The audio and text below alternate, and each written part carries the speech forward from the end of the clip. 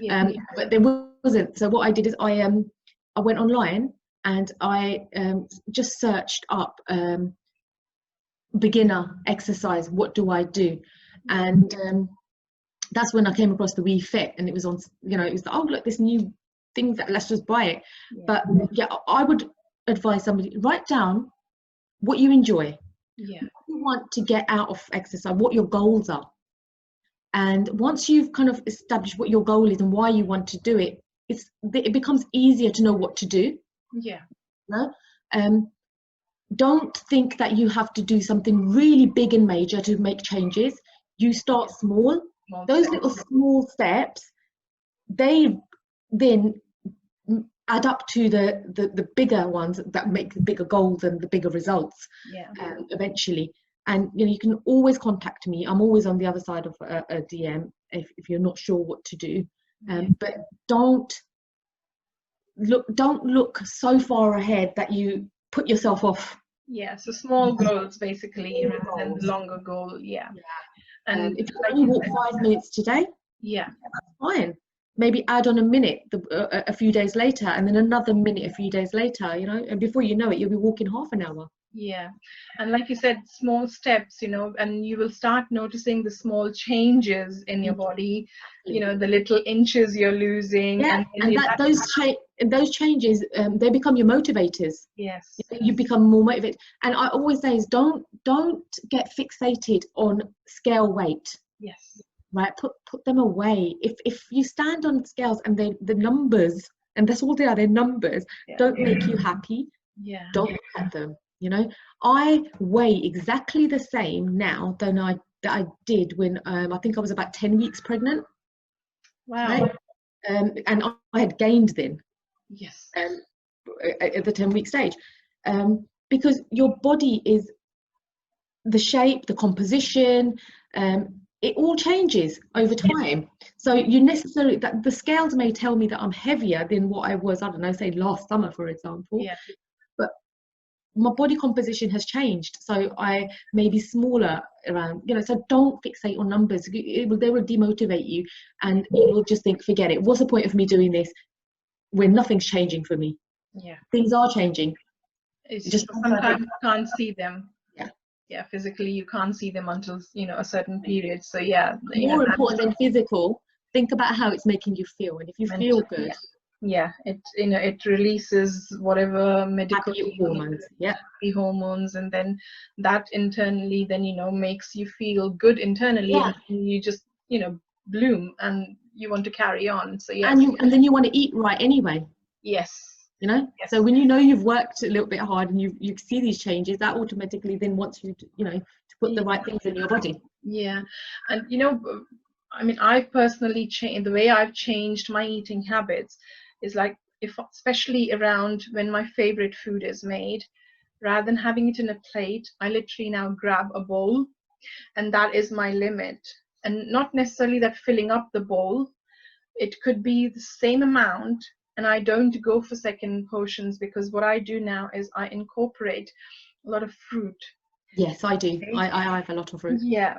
What has changed for my body, and again that is through personal observation, is that I would love to have salad because it fills you. So you have salad even at night.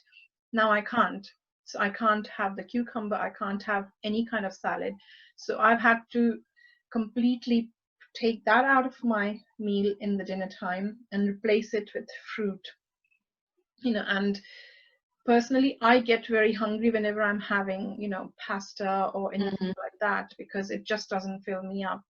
At the end, number one, I'm a Punjabi. Number two, I come from Asian culture. So, that is not the food which you've grown up eating. No, so that's it right. doesn't satisfy me, no matter how big a portion or a smaller portion I have. So I've had to learn about my food habits, something which I could probably have in my 20s and 30s. That doesn't mean that necessarily I can have the same amount of portion or even the same food. Things change. And I've had to change my habits. Like in our Asian culture, we completely rely on rotis, which is chapatis. I can't have that too much now in the evenings. So my maximum is one, and I would have more of maybe the lentils or the pulses, Okay, yeah. you know. So also through your own experience as well, and becoming aware of what your food habits are, a person can make a lot of changes, which, you know, necessarily doesn't have to be taken from a doctor. Yes, it would No, be that's nice. right. I was going to say that's exactly why I don't tell people what to eat. You know, I get messages sometimes saying, "What do you eat? Yeah. You know, what shall I eat?" So I say, "Well, what I eat and what you eat is totally different for our bodies. What might suit me may not suit you. You know, so you need to eat what you enjoy." Yeah. Yeah. So I can give I will give alternatives. If somebody says, "Oh, I've tried, I had this, whatever," I can give you an alternative or some suggestions. Yes. I will never tell you what to eat. Yeah, because, you know, not everybody is the same, and food Oh, doesn't the one react. size does not fit all. Yeah, when food, you know, the same food probably will not react the same way to your body as probably it reacts with me. So, That's right.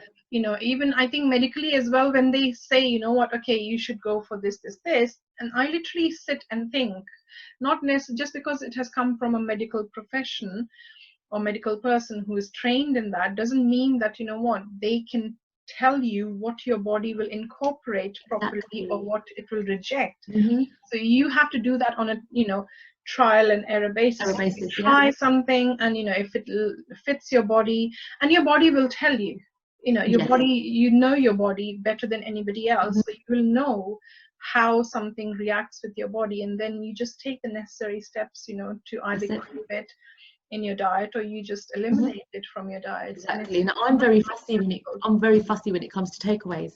Yeah. I can't eat food that is prepared by takeaways because I feel so sluggish in the morning. I get bloated and I don't sleep at all at night because I think the salt content or whatever it is Yeah. just does not sit right with me, and that's just me, you Yeah. know. Whereas when I cook at home, I know what I'm putting into the food, so I can eliminate things from it, like salt and things like that, and I'm fine. As soon as I eat a takeaway, I know I've eaten something that's just Yeah. disagreeing. So you know, it's everybody's different.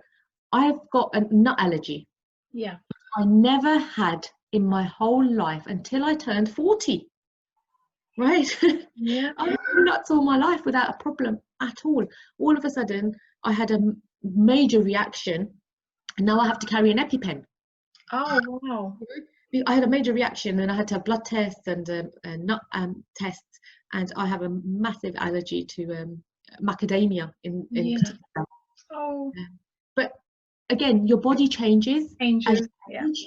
So Hormone things, changes. like you Yeah. said, so things that may have agreed with you early on may Yeah. not now. Yeah. You know, I mean, so I'm in my family, we had one member of the family who couldn't eat seafood at all, but they loved seafood. So, you know, the minute they would have any kind of seafood, whether it is fish or prawns or anything else, they would literally have a complete reaction straight away, bleeding of the mouth, you know, swelling of the lips. And then literally they turned, I think, 40, and they can eat any amount of seafood wow, now and nothing happens. nothing happens. Literally Amazing. nothing happens. And you know what, they're so happy that, you know, oh Yeah, my god. So that's what I'm saying, you know, like you said, your body changes, and with that, something which you probably loved or your body accepted before might not it be doesn't the case anymore. now. Yeah. So, you know, Actually, I have an interesting theory from my own personal experience, and we it's share. I actually got had you know, and it wasn't until I think last year I kind of like researched it. I thought, hang on a moment, why can I not eat this stuff anymore?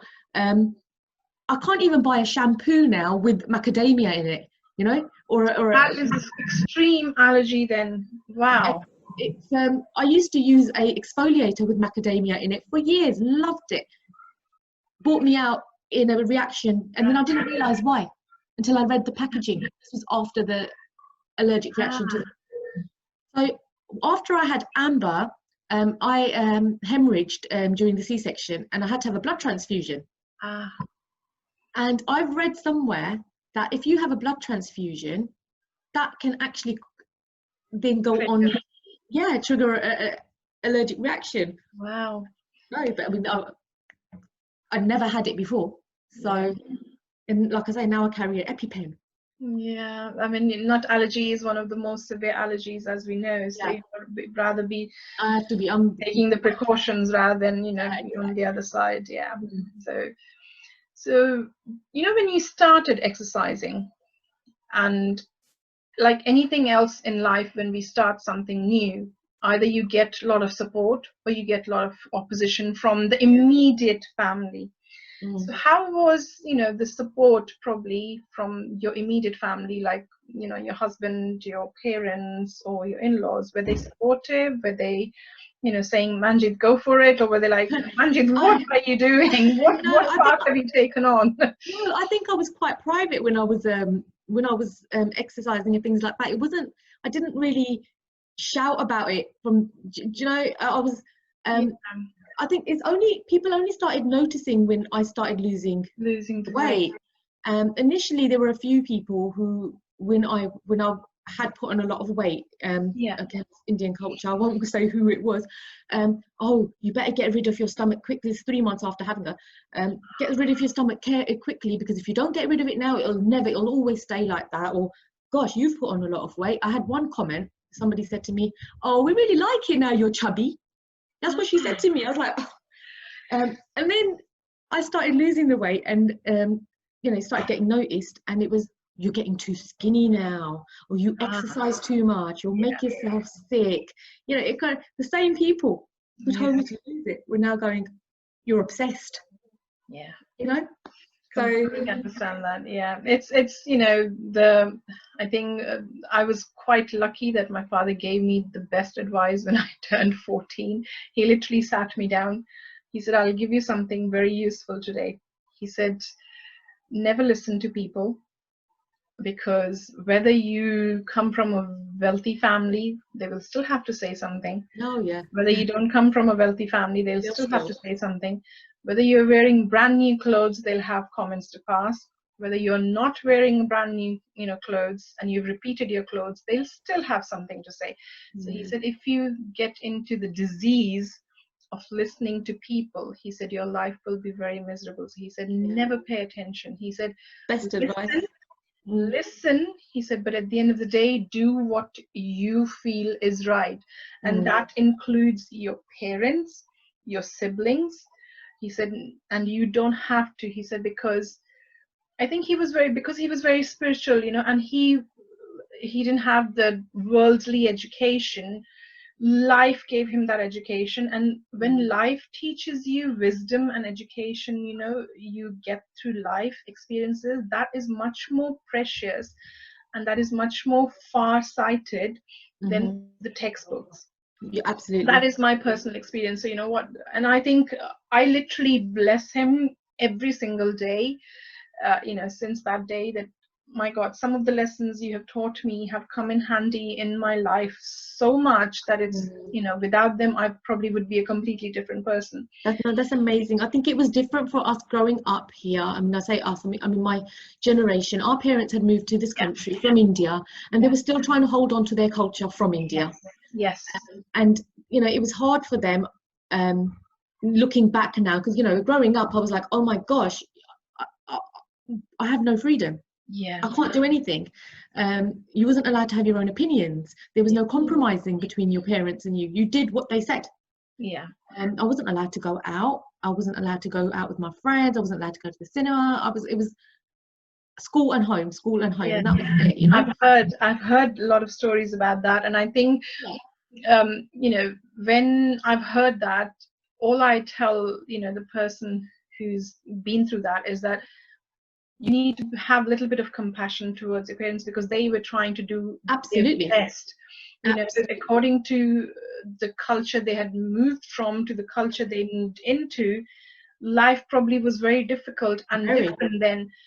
There was a lot of racism, despite India having received freedom, and there was still that culture that, okay, brown people are not to be mixed with, or colored people not to be mixed with. All that was, all they did probably was to try Try and to keep protect their us. world Yeah. protected. Mm-hmm.